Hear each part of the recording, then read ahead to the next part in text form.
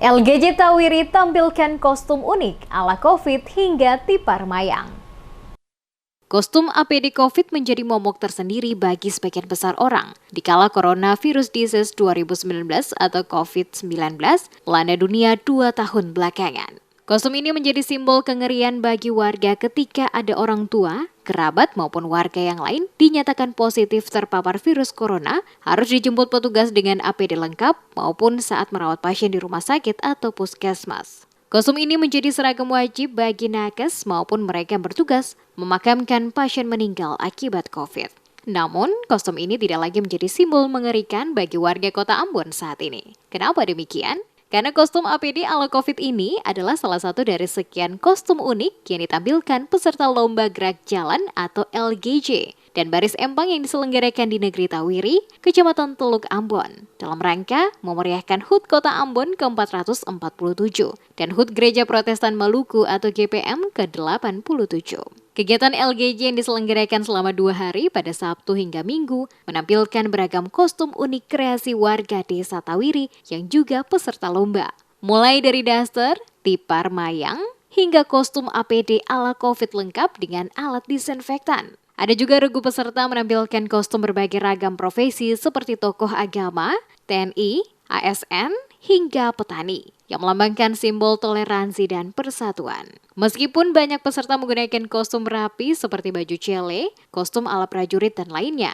Namun yang menarik perhatian ratusan penonton yang menyaksikan LGJ tersebut adalah kostum-kostum unik yang dipakai peserta lomba.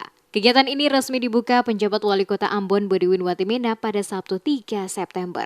Ketua Panitia Lomba Ricky Davids Helaha mengatakan, LGJ 2022 Negeri Tawiri diikuti sebanyak 101 regu peserta, terdiri peserta baris indah anak dan dewasa sebanyak 61 regu dan 40 regu baris empang. Penilaian pemenang kata Helaha adalah regu dengan kostum dan penampilan terbaik. Panitia memberikan kesempatan seluasnya bagi peserta untuk berkreasi, baik itu kostum maupun gerakan dan gaya. Bahkan kostum unik mendapat poin penilaian tersendiri. Jadi dalam rangka HUT Kota Ambon yang ke-447 dan HUT GPM yang ke-87, saya sebagai ketua panitia menginisiasi untuk kita membuat kegiatan lomba baris ini. Karena kerinduan masyarakat sudah kurang lebih 3 tahun kita tidak ada COVID ini, tidak ada kegiatan apa-apa. Jadi hari ini kita sudah menampung sekitar 84 personil dan melibatkan sekitar 1.500 peserta, dan puji Tuhan hari ini kita boleh jalan dengan baik. Kalau untuk kategori empang hari ini kalau tidak salah sekitar 42 peserta. Kategori baris indah kemarin 61 ya kalau tidak salah.